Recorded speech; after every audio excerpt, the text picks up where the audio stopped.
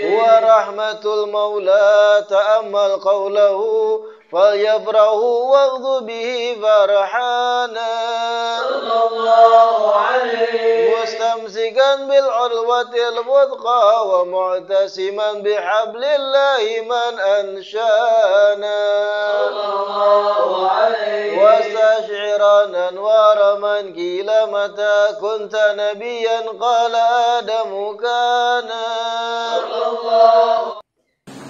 Bismillahirrahmanirrahim. Alhamdulillahi rabbil alamin wa bihi nasta'in ala umuri dunya waddin. Wassalatu wassalamu ala sayyidil mursalin wa imamil muttaqin sayyidina wa maulana Muhammadin wa ala alihi wa sahbihi ajma'in. Allahumma salli wa sallim ala sayyidina Muhammad miftah babi rahmatillah adada ma bi'idnillah salatan wa salaman daimaini bidawami mulkillah wa ala alihi wa sahbihi wa man walah wa la hawla wa la quwwata illa billah. Alhamdulillah,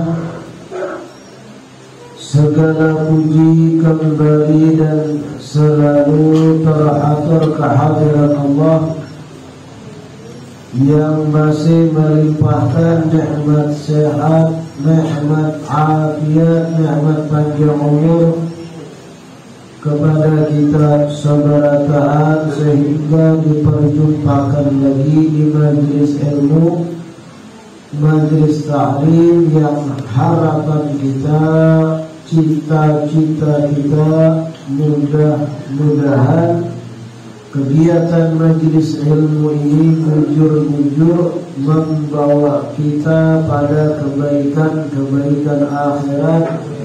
Amin ya rabbal alamin. Kitab Asy-Syaraful Bahi, pertemuan terakhir kita selesai membaca ucapan-ucapan dari Al-Imam Ali Zainul Abidin As-Sajjad. Hari ini kita masuk kepada nasihat dan ucapan daripada Al-Imam Muhammad Al-Baqir bin Ali Zainul Abidin. Al-Imam Muhammad Al-Baqir bin Ali Zainul Abidin putra daripada Imam Ali Zainul Abidin As-Sajjad. Sayyidina Muhammad Al-Baqir ini diriwayatkan Jabir bin Abdullah sahabat Nabi. Jabir bin Abdullah sahabat Nabi berkata kepada Imam Muhammad Al-Baqir, yang mana Imam Muhammad Al-Baqir saat itu shagir, masih halus. Jabir bin Abdullah ini sahabat Nabi yang termasuk panjang umur, sampai menjumpai daripada Imam Muhammad Al-Baqir. Padahal Imam Muhammad Al-Baqir ini Muhammad Al-Baqir bin Ali Zainal Abidin bin Husain bin Fatimah Az-Zahra binti Rasulullah Muhammad sallallahu alaihi wasallam. Artinya 4 generasi setelah Rasulullah. Jabir bin Abdullah Al-Ansari, sahabat Nabi yang termasuk panjang umur, berjumpa Rasulullah dan berjumpa cicit sidin, yaitu Muhammad Al-Baqir. Disebut dalam Syarh Al-Ainiyah an Jabir bin Abdullah radhiyallahu anhu annahu qala lil Imam Muhammad Al-Madhkur wa huwa shaghir, Rasulullah sallallahu alaihi wasallam yusallimu alaika. Suatu hari Jabir bin Abdullah ini berjumpa Imam Muhammad Al-Baqir, saat itu masih halus. Ujar Jabir bin Abdullah yang sudah tua, sahabat yang panjang umur, wahai Muhammad Al-Bagir, Rasulullah mengucapkan salam gesantian. Ujar Sayyidina Jabir, wahai Muhammad Al-Bagir, kai tiang Rasulullah kirim salam gesantian. Muhammad Al-Bagir lagi harus mendengar kaifa dan kenapa bisa kakekku dan aku kada berjumpa kirim salam melalui dia. Faqala Jabir bin Abdullah berkisah, kuntu jalisan indahu alaihi assalatu wassalam. Suatu hari di masa Rasulullah masih hidup, aku pernah duduk bersama-sama Rasul sallallahu alaihi wasallam. Wal Husain fi hijrihi yula'ibu. Ketika itu Sayyidina Husain masih halus lagi berada di pangkuan Rasulullah bermain-main. Aku melihat ujar Jabir bin Abdullah. Faqala sallallahu alaihi wasallam, Rasulullah berucap kepadaku, ya Jabir, wahai Jabir, yuladu lahu mauludun ismuhu Ali. Ini cucuku Husain kelak akan mempunyai anak yang bernama Ali. Idza kana yaumal qiyamah nada munadin liyaqum sayyidul abidin fayaqum waladuh. Husain cucuku ini kena bisi anak namanya Ali. Kelak hari kiamat Ali tersebut dipanggil di hadapan seluruh miliaran makhluk. Bangunlah wahai pimpinannya ahli ibadah. Maka cucuku Ali bin Husain akan berdiri bangun. Kemudian Ali Sayyidul Abidin tadi yuladu lahu walad, ia pun akan bisi anak juga, ismuhu Muhammad, namanya adalah Muhammad ujarnya, yaitu Muhammad Al-Bagir. Fa idza adraktahu ya Jabir fa'abri minni assalam. Engkau wahai Jabir, apabila berjumpa dengan cicitku Muhammad, wahai Jabir, bacakan salamku kepada Muhammad tersebut sallallahu alaihi wasallam. Sayyidina Husain lagi halus tuh, bermainan lawan Rasulullah, cucu sini masih belum balik lah. Sayyidina Jabir melihat pemandangan indah ini, Rasulullah main-main lawan cucu sini. Ujar Rasulullah, ya Jabir, ini cucuku Husain masih halus. Suatu saat kelak bisi anak namanya Ali yang akan dibanggakan di seluruh miliaran makhluk hari kiamat, diberi gelar Sayyidul Abidin, pimpinannya ahli ibadah. Ali tersebut bisi anak pulang karena ngarannya Muhammad. Apabila ikam wahai Jabir berjumpa dengan Muhammad bin Ali tadi, fa'abri minni assalam, sampaikan pada cicitku salam padanya. Belum lahir lagi nih. Sayyidina Husain masih halus. Imam Ali Zainal Abidin belum lahir. Muhammad Al-Bagir belum lahir. Nabi sudah tahu berdahulu hal-hal yang sifatnya gaib yang dibukakan oleh Allah kepada Nabi kita Muhammad sallallahu alaihi wasallam. Ada hal-hal yang dibuka oleh Nabi tentang masa depan. Bahkan secara spesifik, kalau dia mempelajari sirah sejarah itu, semisal pertikaian antar beberapa sahabat, Nabi memberi ciri-ciri. Ikam yang salah keliru, tandanya nanti ada anjing menggonggong, aku sudah kerja lagi terjadi. Secara spesifik ciri-ciri.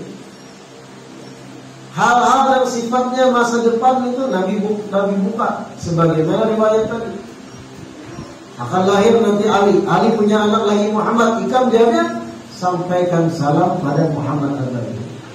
Akhirnya dengan umur yang sudah tua, Sayyidina Jabir bin Abdullah ini berjumpa Muhammad Al-Bagir. Kali tiang kirim salam lewat dia. La ilaha illallah.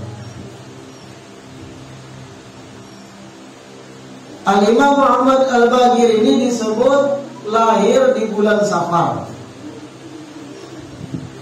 Dan lahirnya beliau 3 tahun sebelum terjadi peristiwa Karbala. Jadi 3 tahun sebelum terjadi peristiwa Sayyidina Husain dibantai oleh musuh-musuhnya di tanah Karbala. Sayyidina Muhammad Al-Baqir lahir, Sayyidina Husain masih hidup kain sini. 3 tahun setelahnya baru terjadi peristiwa Karbala ini di bulan Muharram. Qala, yang pertama ucapan beliau, ma dakhala qalba imri'in syai'un minal kibri illa naqasa min aqlihi mithlu ma dakhalahu minal kibri aw akthar.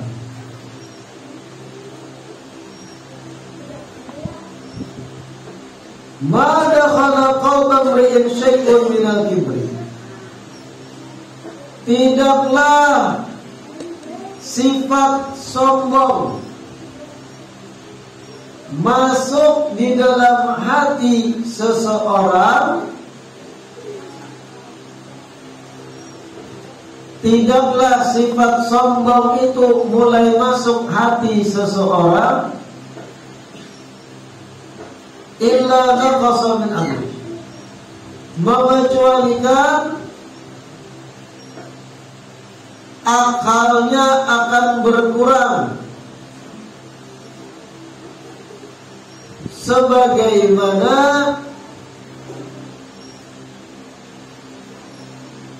besaran kadar sifat sombong yang masuk di dalamnya, atau bahkan bisa lebih. Tidaklah sifat sombong mulai masuk di hati seseorang mengecualikan akal orang tersebut akan berkurang sekadar masuknya sifat sombong tersebut, atau bahkan bisa lebih.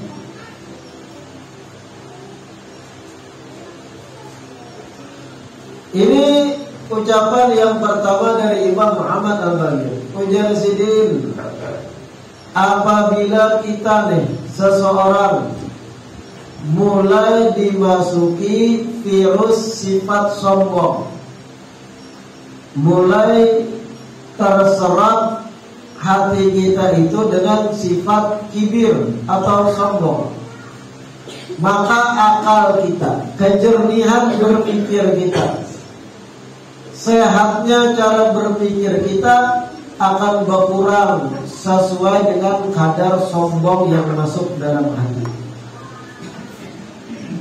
atau bahkan bisa lebih lagi kurangnya akal orang tadi ujar sini.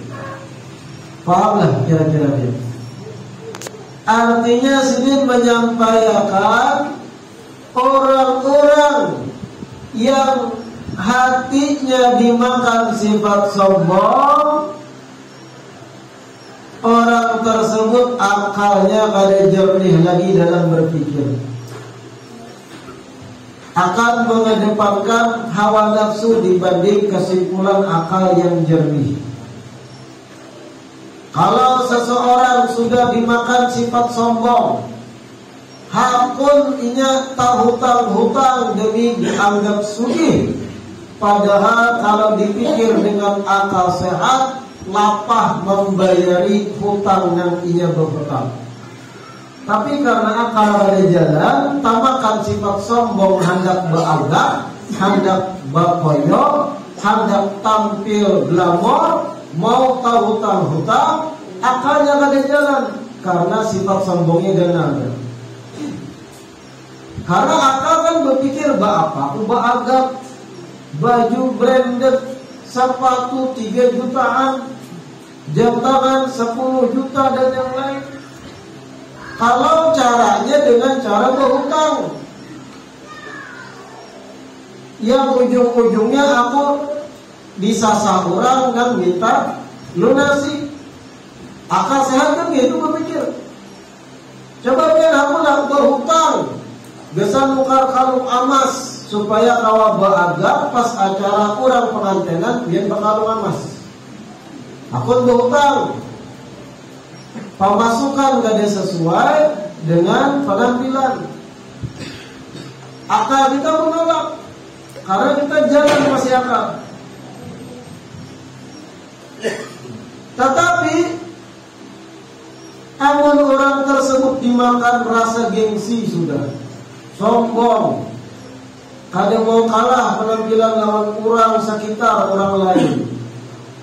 Di situ ia kada jalan akal, takut hutang-hutang, yang penting penampilan. Itu penjelasan dasarnya. Tidaklah sifat sombong masuk ke hati seseorang mengecualikan akalnya berkurang sesuai kadar kesombongan yang masuk. Semakin orang itu agak sombong, semakin akalnya kada jalan lagi. Kada kawa mengambil kesimpulan dengan cara berpikir yang jujur. Kira-kira paham? Ini yang dimaksud sirin. Ma dakhala qalba imri'in syai'un minal kibri illa naqasa min abihi mithlu ma dakhalahu minal kibri aw akthar. Berbicara tentang sombong ini perlu kita pahami arti dari sombong itu sendiri. Rasulullah pernah menyampaikan. Nabi pernah menjawab pertanyaan seseorang yang bertakun. Ya Rasulullah, seseorang yang berpenampilan rapi, bagus, terus bersih, apakah itu dikatakan sombong? Jangan bilang Innallah jamil yuhibbul jamal.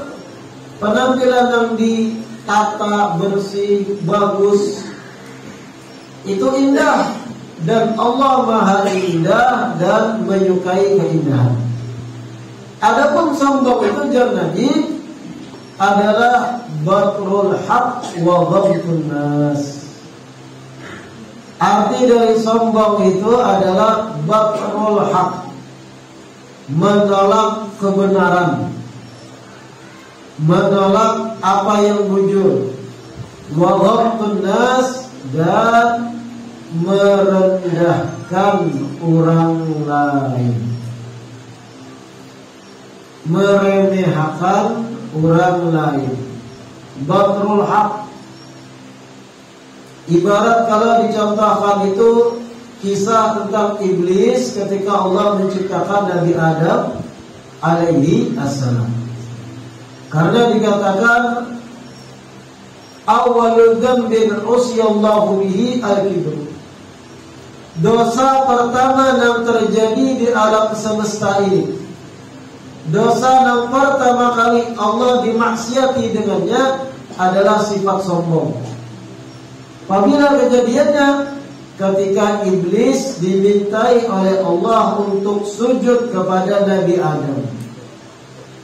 Perintah dari Sang Pencipta, yang mengolah iblis Allah, yang mengolah Nabi Adam Allah juga. Lalu Allah menyuruh iblis supaya tunduk sujud pada Nabi Adam. Apa yang terjadi? Akal pada jalan karena sifat sombongnya, menolak kebenaran bahwa Adam lebih mulia darinya, menolak kebenaran bahwasanya ini adalah perintah Allah Sang Pencipta. Ana khairun minhu, ujar iblis.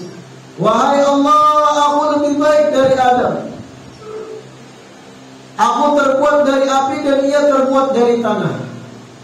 Baik atau adanya yang menilai Allah lain iblis dalam sudut pandangnya seorang. Batrul haq, menolak kebenarannya. Sehingga dikatakan dosa pertama yang Allah dimaksiati dengannya sifat sombong, yaitu sombongnya iblis ketika dimintai sujud oleh Allah kepada Nabi Adam alaihi assalam. Batrul haq, menolak kebenaran, sombong. pian orang tua umur 50, 60 contohnya. Ada kekanak-kanakan bujang umur 20 menyampaikan kebenaran. Pian contohnya cara berwudu pian ada yang luput. Ada anggota awak yang belum tabasuh bujur umur pian tua. Lalu ada kekanak-kanakan belasan tahun bujang pulang meluruskan, Pak pian tak salah, membasuh tangan harus lebih siku sedikit karena itu bagian yang wajib. Pian merasa umur tua, tak tahu aku lo berikan. Aku lahir zaman Soekarno, ikam lahir zaman Habibie Wara. Tak lawas aku di dunia mereka. Padahal yang disampaikan si Anung tadi apa? Bujur. Sesuai dengan kaidah ilmu fikih, ma la yatimul wajib illa bihi fa huwa wajib. Lebih sedikit pada siku supaya sempurna. Tapi malah sedang Tuhan ini modal umur lawan hubban wara. Sombong ini. Kenapa? Batrul haq, menolak kebenaran. Dan ini penyakit. Orang Tuhan yang pengarasan pada inya salah itu penyakit. Kada merasa inya itu dalam hatinya diisi sifat sombong. Kada jalan lagi akal. Karena egonya, apapun yang disampaikan anu salah. Aku lebih banyak makan garam, Tuhan lebih lawas di dunia. Beban banyakan aku, gigi patah banyakanku, keriput muha banyakanku. Jika bujang hanya lahir, tidak mesti melurus-luruskan. Ini batrul haq, sombong itu, menolak kebenaran. Kira-kira paham? Wa ghamtun nas, dan sombong itu juga ketika kita ghamtun nas, meremehkan orang lain, menganggap orang lain itu di bawah kita. Pak iyanya, pak rasa pamintarnya, pak alimnya, merasa paling ahli ibadah sakampungan inya jangan parak lawan Allah Ta'ala, merasa paling berilmu, lalu orang lain dipandangnya di bawah inya beratan. Sombong juga itu, ghamtun nas, meremehkan orang lain. Ada satu riwayat dari Imam An-Nasai, Rasulullah sallallahu alaihi wasallam sidin pernah bersabda, "Yahsyarul jabbaruna mutakabbiruna yaumal qiyamati amthalul ghur yata'uhum an-nas yamshahum al-qul min kulli makan." Ujar Nabi, hari kiamat kelak orang-orang yang congkak, yang angkuh, yang sombong ketika di dunia, orang-orang kaya itu hari kiamat dikumpulkan di padang mahsyar, fisik awak mereka diperkecil oleh Allah bagaikan biji-bijian halus. Yata'uhumun nas, orang-orang lain pun menjajak mereka di padang mahsyar. Yamshahumul dhul, dan mereka diliputi kehinaan, dijajaki orang. Min kulli makan, dari semua tempat. Biar Nabi tak sombong-sombong di dunia dengan kekayaannya, dengan jabatannya, dengan harta melimpahnya, congkak, berjalan, koyo, kada mau berkawan orang miskin dan yang lain. Nah dari itu jar Nabi di dunia dikatakan hari kiamat di padang mahsyar inya dijadikan oleh Allah awak halus bagaikan biji-bijian. Dijajaki orang banyak dan inya pun akan malu sumpan di hari kiamatnya. Nam congkak sombong dengan gayanya, hari kiamat dibalik oleh Allah. Na'udzubillah min. Merimbang sifatnya meremehkan orang lain, menolak kebenaran, Ngeri sifat itu. Imam Sufyan Ats-Tsauri pernah menjelaskan, ini penjabaran sombong sedikit. Ujar Imam Sufyan Ats-Tsauri, yukhtabaru aqlur rajuli bima idza jalasa bi jambihi ala bisatihi miskinun raful hayati bi ghairi idnihi fa in taqaddara minhu fa huwa naqisul aqli. Dengarkan ini. Imam Sufyan Ats-Tsauri, seorang ulama besar di zaman tabi'in, ujar sidin, seseorang itu kawan dites, dicobai, sombongkah kadang, dengan cara ketika orang tersebut lagi duduk menghadapi hidangan yang disiapkan untuknya, lagi duduk seorang lakinya dengan pakaiannya yang bersih, rapi di tempat yang disediakan untuknya. Kemudian tiba-tiba datang orang miskin nang bajunya lusuh, compang-camping, rigat, mungkin bau lah juga. Tiba-tiba duduk di higanya kisah akrab tanpa izinnya. Apabila orang tadi yang duduk dengan pakaian bersih rapi tadi takadar, hatinya keruh, merasa ada zaman berapa orang miskin duduk di higa apa nih, bukan ada izin kada, ini wadah disediakan ke satu. Takadar, kalau hatinya keruh, merasa ada senang dengan duduknya orang miskin di higa, fahuwa naqisul aqli, maka orang tersebut ujar Sufyan Ats-Tsauri, orang yang akalnya kada jalan, alias orang sombong. Paham tak? Udah beri contoh ini. Pian berpenampilan yang pian anggap paling bersih, paling mahal, hendak hadir acara pengantinan di gedung mewah, pian diundang. Pian pakai pakaian yang paling larang, yang pian bisi, bergosok rapi, pakai selawar kain pian yang kainnya paling mahal, bergosok rapi, pakai sepatu kulit, wewangian, semerbak, sudah rapi, bersih, penampilan sudah penampilan elegan, tulak ke acara pengantinan yang elegan di gedung mewah yang diundang. Tamu-tamu berdatangan elegan penampilan, yang biniannya baju atasan bawahan yang paling mahal, branded, pakai tas-tas yang merek Eropa macam-macam, kulit buaya lah. Pokoknya orang-orang mewah berdatangan hadir di gedung tadi. Pian pun penampilan mewah nih. Duduk pian menyantap hidangan prasmanan dengan kemewahan yang pian bisi.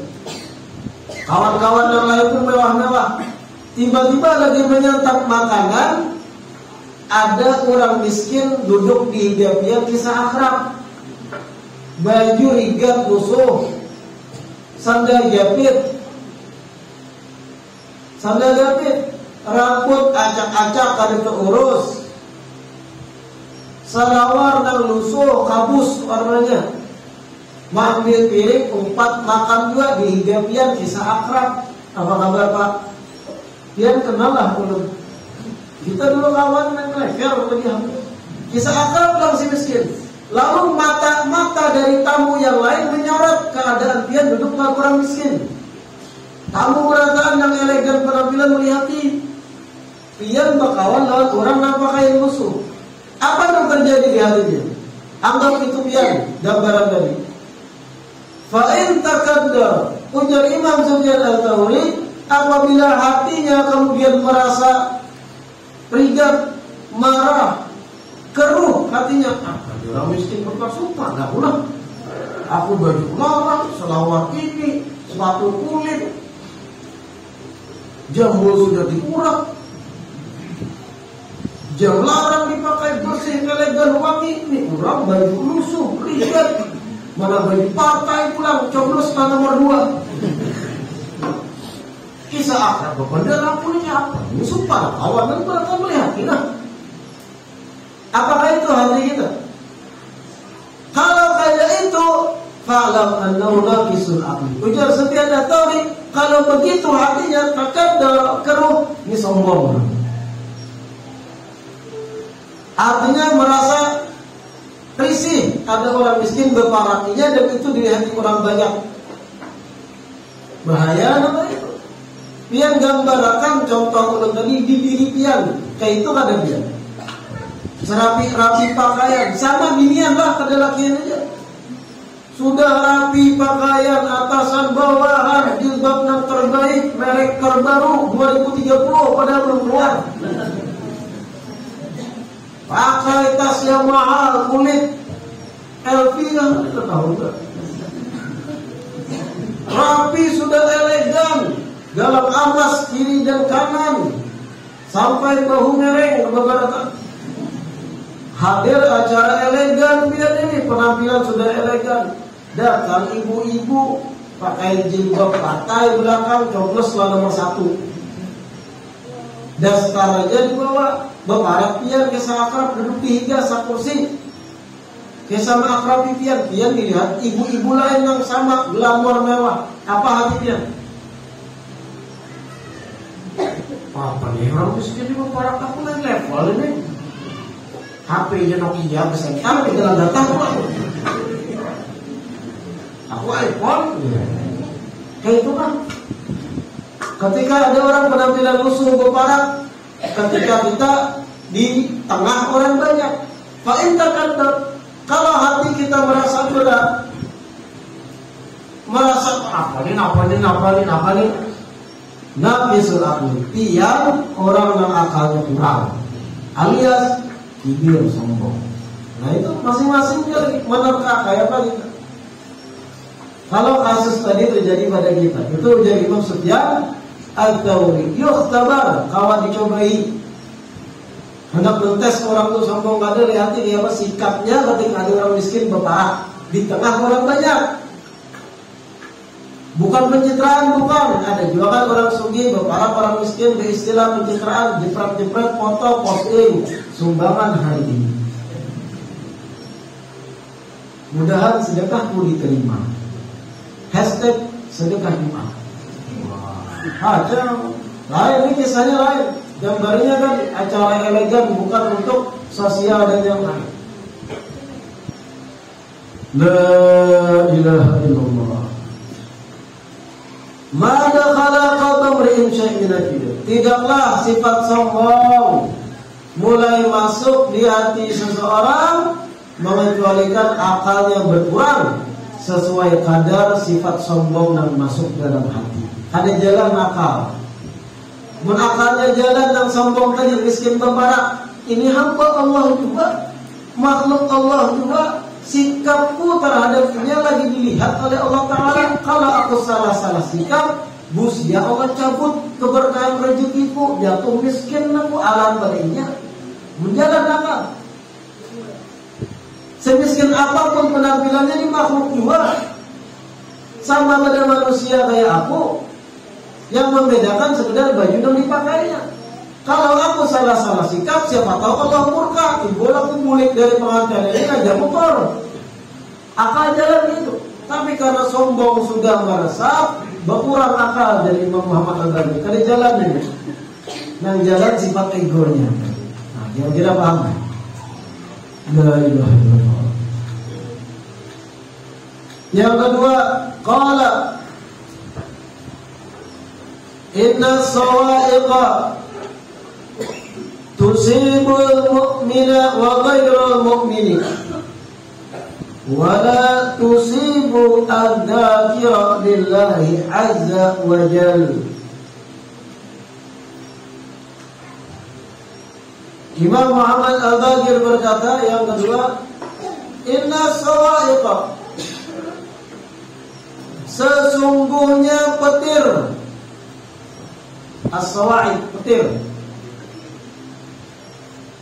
sesungguhnya petir itu tusibul mu'min wa ghairul mu'min, bisa menyambar orang yang beriman ataupun orang yang tidak beriman.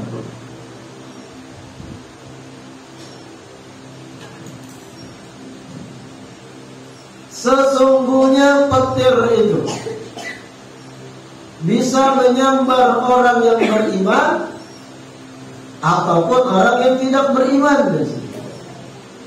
Wala tusibu ad-dzakira lillah azza wa jalla. Tetapi petir itu tidak bisa menyambar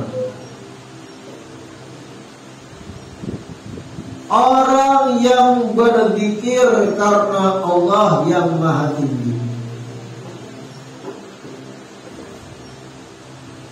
Tetapi petir itu tidak bisa menyambar orang yang berzikir karena Allah yang Maha Tinggi.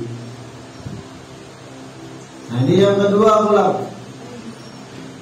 Ujar sidin, petir itu orang beriman kada beriman kawasan baru. Muslimkah, kafirkah, bisa kena sambar petir. Apalagi ketika hujan lebat, kilat banyak, pian berdiri di tengah lapangan sorangan tidak ada negerian. Sambar aku saja wahai petir. Mukmin kada mukmin kena sambar. Tetapi orang yang berzikir ingat kepada Allah, zikirnya karena Allah lillah, sesungguhnya petir, ujar beliau, kada bakal bisa menyambar.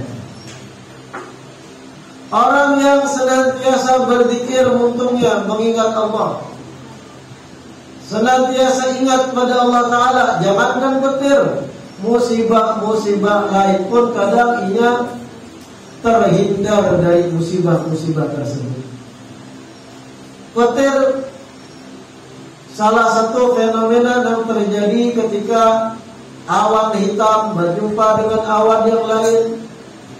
Kemudian terjadilah tabrakan benturan yang menghasilkan daya voltasi kekuatan tinggi dan imbasnya kemudian menjadilah petir menyambar ke permukaan bumi. Bagian yang paling rancak sambarnya adalah yang tertinggi di atas permukaan. Orang mukmin kada mukmin, beriman kada beriman kena jadi Imam Muhammad Al-Baqir. Tapi orang yang berzikir pada Allah, orang yang lisannya ingat pada Allah, hatinya ingat pada Allah Ta'ala, kada bakal kena petir tersebut, ujar beliau. Ketiga, qala ma min ibadatin afdalu min iffati batnin aw farjin.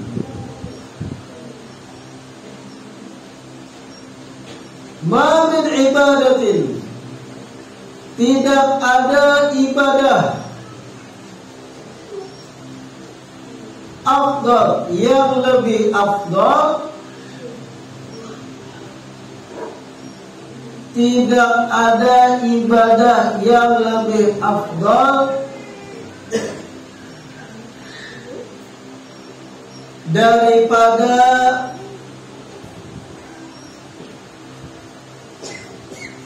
menjaga parut atau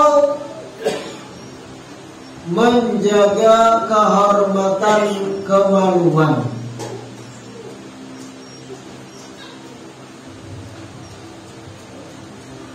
Tidak ada ibadah yang lebih afdal daripada menjaga parut atau menjaga kehormatan kemaluan juga sih.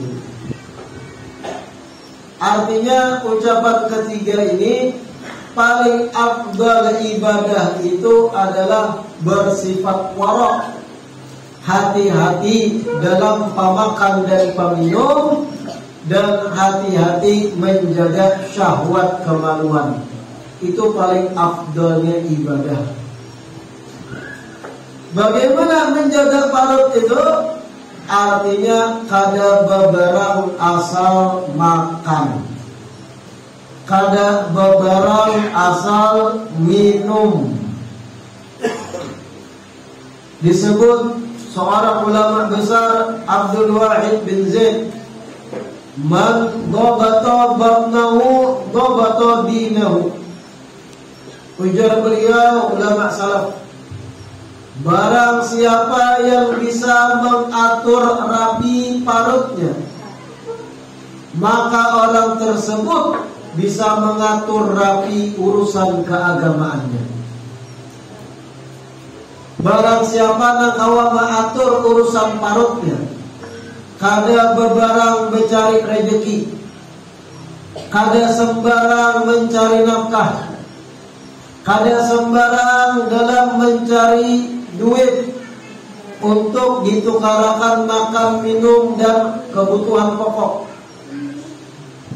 Bisa inya mengatur kayak pacarannya halal terus pendapatannya. Orang kaya itu yang bisa mengatur isi parutnya, mau kada mau inya pun pasti bisa mengatur keagamaannya.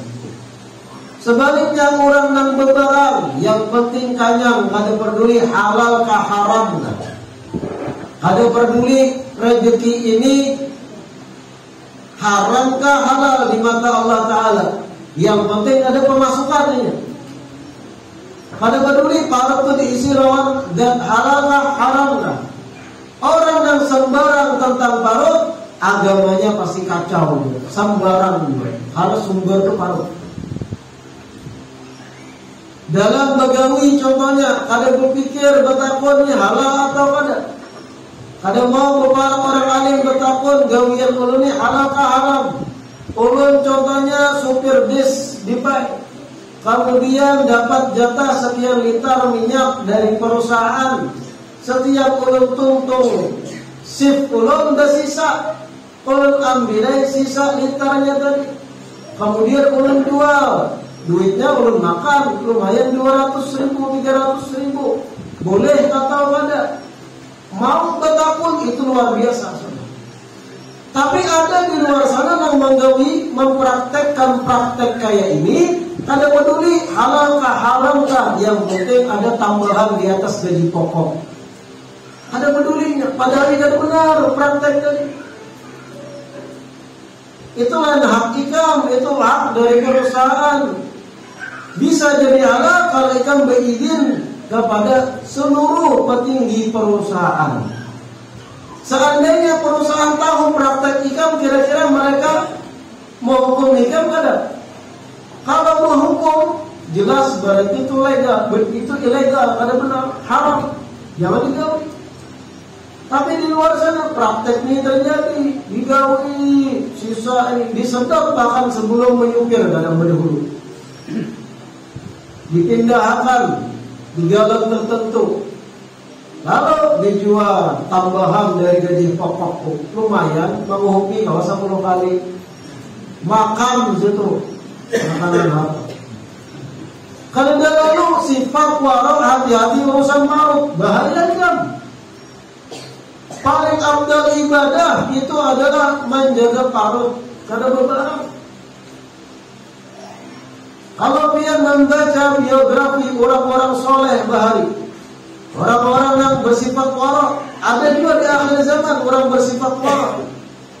Ketika disuguhkan makanan, sedangkan ia tahu dan menyuguhkan makanan ini, sumber gawiannya ada syubhat, kada mau dimakan sendiri. Dan kami menyaksikan orang-orang itu masih ada. Ketika ada orang meninggal dunia, yang meninggal ini mohon maaf kerjaannya ada terkait ribawi. Lalu maliga hari menyalawi, diundang orang sekitar, dijamu makan, ya kan? Orang alim tadi yang apik warok, hati-hati, mujurai umpat membaca tahlil, umpat berdoa. Tapi ketika sudah komokan disuruh waktu makan tiba, sini beralasan bulik. Kada mau makan di situ, karena tahu mayat yang ditahlil ini gawian sendiri ada ikatan ribanya. Mendoakan tetap, tapi kalau sudah disuguhi makanan kada mau menyantap. Ini iffatul batnin, menjaga parut. Lalu ibadah itu bagus, awak pun fit, kada koler ibadah, kada bebarang makan. Yang berjualan nasi kuning jangan sing asal tabas pohon pisang murah. Baidin. Karena yang menyuguhkan itu menjual ke orang, kasihan menukar itu, termakan subhat. Semua jenis kerjaan yang sifatnya berkaitan parut, hati-hati mujur juga. Ujar Imam Muhammad Al-Baqir, ma min ibadatin afdal min iffati batnin aw farjin. Tidak ada ibadah yang lebih afdal dibandingkan hati-hati dalam menjaga parut, pemakan, minum, dan hati-hati urusan syahwat kemaluan. Insya Allah kita lanjut penjelasan rincinya di pertemuan akan datang. Mudah-mudahan yang kita pelajari malam hari ini bermanfaat, menjadi ilmu yang bermanfaat jasad kita saudara ta'ala. Mudah-mudahan diistiqamahkan duduk di majlis ta'lim sehingga menjadi hamba-hamba yang tercerahkan, hamba-hamba yang dicintai oleh Allah dan Rasulnya. Amin ya rabbal alamin. Kita tutup dengan doa khitamul majlis. Rabbana anfa'na bima 'allamtana, Rabbi 'allimna alladhi yanfa'una, Rabbi fatina wa fatih ahlana wa karabatin lana fi dinina ma'al qadri qumda wa zakat. Rabbi waffirna wa waffirhum lima tartadi qawlan wa fi'lan karama warzuqil kulla halalan daima wa akhirna anbiya'a ulama naqwa bil khairi wa nufa'a kulla syar. Rabbana aslih lana kulla syur